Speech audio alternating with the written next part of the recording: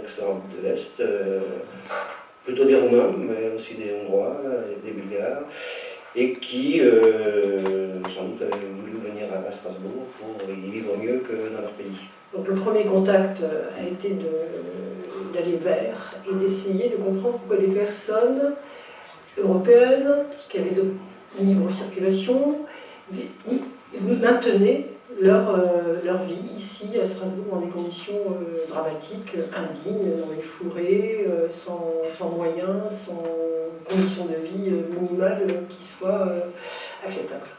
Mă simt trădat din România, din țara în care am crescut. Parce que la Roumanie era dificil pour vivre. C'est difficile. Vivre aussi à la Roumanie,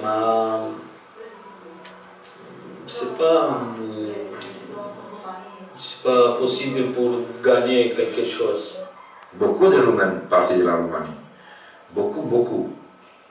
Je suis 22 millions, maintenant j'ai en Roumanie 18, je pense. Donc en Roumanie, je suis restée jusqu'à mes 10 ans, je pense. Après, je suis venue en France. Mes parents ils étaient déjà ici. Am venit cu niște amici, am căutat de treabă, după aia ei m-au părăsit după 2 săptămâni, că de fapt ăia se ocupau cu alte treburi care eu n-am putut să mă ocup. L-am întâlnit pe Nea Gheorghe Maxim, un om, am stat cu omul ăla, am început să lucrez la fiare. Alors sans moi, nous, avec ma fille, dormi dans les voitures. 5 mois.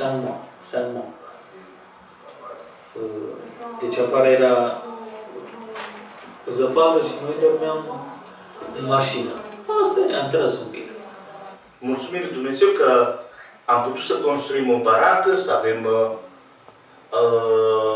aveam un generator, că făceam curent, aveam un butoi de ăsta de motorină, l-am decupat și mine cu lemn. A fost dificil cât am stat pe câmpul ăla, că era problemă pentru Ianis, pentru fete, că era apă acolo. Deja am avut o mare problemă. Deci asta, numai cel de sus a reușit să ajunge pe băiat. Băiatul lui fata mea să dusese la apă și s-a necat acolo. Atunci am sărit în apă, l-am văzut, l-am luat, nu mai știam de capul meu, am alergat, nu mai știam de capul meu. A venit salvarea, a venit noroc că a știut soția ce să-i facă. Tout de suite, le deuxième ressenti a été de se dire si ces personnes sont ainsi à vouloir s'obstiner à rester sur notre territoire, il faut voir comment nous, collectivité, nous pouvons, ou nous devons même répondre et leur tendre éventuellement la perche. Je pense en référence à un discours très dur du président Sarkozy en 2010. Le maire a réaffirmé que si les Roms, enfin les Roumains, Roms, souhaitaient rester à Strasbourg et qu'ils en avaient la possibilité, ils seraient accueillis et ils pourraient devenir strasbourgeois. Il n'y a pas vocation à tous retourner en Roumanie. Et finalement, on les a pris au mot. Vous voulez rester, chiche, voyons ensemble qui vous êtes, ce que vous souhaitez, ce que nous pouvons faire. Scopul meu care e? Ca să am și un apartament, ca să putem să stăm mai bine, ca să putem să facem niște lucruri mai frumoase în Franța. Și fără să ai o adresă aici, fără să ai o locuință, nu poți să faci nimic.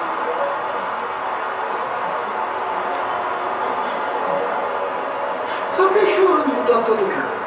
Ce să poți să fie bine, mai mult la copii. Că deja viitorul nostru s-a mers. Ce zic? Încercăm să fie bine la copii. Ăsta e lucrul nostru ca părinte. Ca să faci pentru copii. Și lor o să facă la fel la copiilor. Le principe de base était de considérer que ces personnes étaient non pas une communauté, mais des personnes, des familles, avec chacune un destin, un potentiel, des désirs différents, et qu'elles étaient avant tout pauvres, démunies, dans notre espace strasbourgeois, peut-être étaient-elles roms, mais à vrai dire, ce n'était même pas toujours le cas. Là n'était pas la question, elles étaient surtout pauvres et démunies. Donc partant de ce principe, nous avons entamé une politique à bas bruit, pragmatique, de construction de parcours pour les personnes dans la mesure où elles le désirent.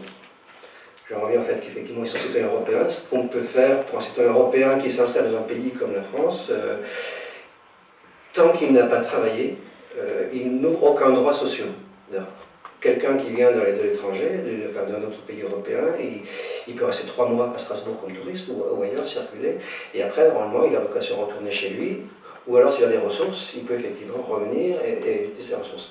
Mais s'il n'a pas de ressources, il n'y a pas de loi en France qui leur donne la possibilité d'avoir accès à des aides. Et on a commencé par dire qu'il faut déjà effectivement faire en sorte que les enfants puissent aller à l'école, donc ça, c'est pas trop de problème. Donc, tous les enfants ont été scolarisés à Strasbourg, ils sont tous scolarisés. Au cours de la 6e, je suis allée en MP2, ça c'est une classe exprès pour les personnes qui viennent de l'étranger. On peut dire que dans un an, j'ai commencé à parler français. Parce que quand je suis arrivée, je comprenais absolument rien, donc je me suis dit, je vais me mettre au travail, je vais apprendre le français, pour comme ça, je peux m'intégrer avec les personnes et je leur aider aussi mes parents quand ils ont besoin de quelque chose. Mais surtout, c'est de trouver une stratégie pour trouver du travail. Et donc, il fallait commencer effectivement à dire qu'il faut que les adultes fassent l'effort d'apprendre le français. Donc, on a monté avec le Fonds social européen une formation avec une association un peu spécialisée de français et langue étrangère à visée professionnelle. Et nous avons embarqué avec nous l'ensemble du tissu des associations de l'économie sociale et solidaire pour leur dire, écoutez, faites un effort, ces gens-là vont faire un effort à apprendre le français, faites un effort, vous, pour les embaucher bénévolement, parce qu'ils comme ils n'ont jamais eu de droit avant, donc ils vont pas pouvoir, vous ne pouvez pas les payer, mais un stage où ils montreront effectivement leur capacité à travailler. Et après, peut-être que vous les embaucherez. Moi, je fais première fois, et j'avais la chance, parce que j'ai fait 4 mois, et après, j'ai fait 12 semaines de stage, et après, rester là-bas.